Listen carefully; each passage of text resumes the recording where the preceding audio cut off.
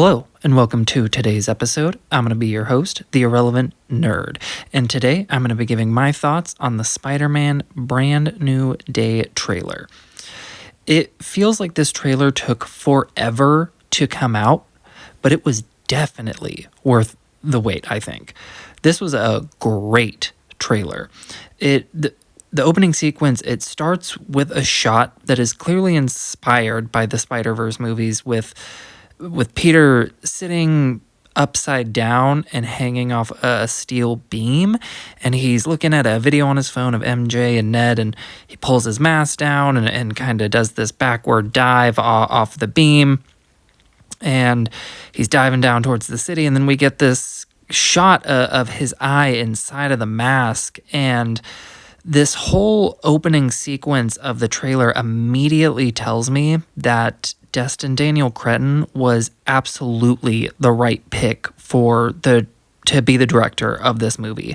He brings such a fun new energy to these MCU Spider-Man movies, and not that I've disliked any of them, but what was the other director's name? I believe it was John Watts. His style just it was fine, but it didn't do anything new. And it looks like Destin Daniel Cretton is going to do some new stuff, not just for the MCU Spider-Man movies, but for the live-action Spider-Man movies in general. And I am very excited for that because this entire trailer is just full of beautiful shots and sequences. It opens super strong, and the final action shot of the trailer has Spider-Man jumping toward, 5-6 members of the Hand, and it just looks incredible. It's stunning. And beyond the visuals, I think the trailer does a really good job of giving hints to what elements of the story will be without spoiling anything, which I think has been such a huge problem with a lot of modern trailers, is they just give too much away, or it's basically a 2.5-minute summary of the movie, and I don't want that. I thought it was good. It teased a little bit of the story. We get our first look at potentially Sadie Sink as Jean Grey.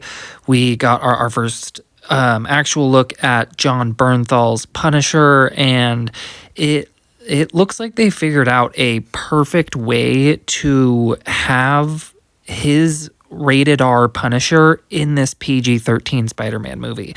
When he gets webbed in the mouth, when he goes to say motherfucker, I actually thought that was, was pretty clever and has definitely helped ease my worry about that aspect of having Punisher in the movie.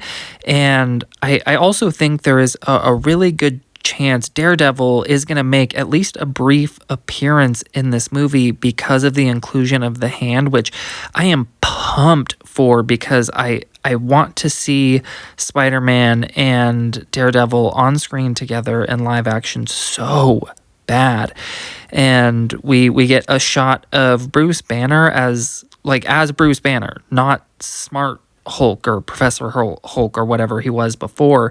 And I'm really interested to see what the explanation is going to be for that, and am excited for the possibility of potentially getting actual Savage Hulk back, Bruce Banner losing his shit, or potentially Jean Grey messing with his mind or something of that nature would be really cool. And when I look at the trailer, really the only thing that I have mixed feelings on is it looks like Tom Holland's Spider-Man is getting the organic webbing. And I know there is precedence in some of the comic arcs that he does develop that, but I like that it was kind of best known and unique to Tobey's live action Spider-Man, like the Raimi Spider-Man movies. I don't know. I'm open to being won over by it if they do it well, but I don't know. I liked that. And this movie, It looks like a perfect way to continue after Spider-Man No Way Home. Just kind of a darker story, Spider-Man on his own, and even with the inclusion of Punisher and Bruce Banner, potentially the Hulk, and even maybe potentially Daredevil, this movie just looks like it is going to be more focused on Spider-Man and not like Spider-Man in the MCU. And I want it to be an MCU story and overall move the MCU forward, but I don't want it to feel like Spider-Man's constantly being propped up by the MCU because he doesn't need it. And so this really looks like it's going to be Tom's movie to shine. And it doesn't really look like they're going to include those characters too much, or they're going to be overwhelming presence in the movies. They're very much going to be side characters. So I'm fine with it. Overall, this trailer is a banger and has me hyped even more than I was. And this was already, I believe, number 3 on my most anticipated movies of the year list. I just think it is a really, really effective trailer. And I mean, you look at this trailer plus the fantastic Dune 3 trailer, Invincible Season 4 starting out just absolutely on fire. We have the mall show in a couple weeks. I mean, nerds are really, we're fucking eating super well right now. I am very happy with a ton of the content, very excited for a lot of these, IPs right now. And yeah, very much looking forward to this Spider-Man movie, and I cannot wait for July to get here so we can finally watch it.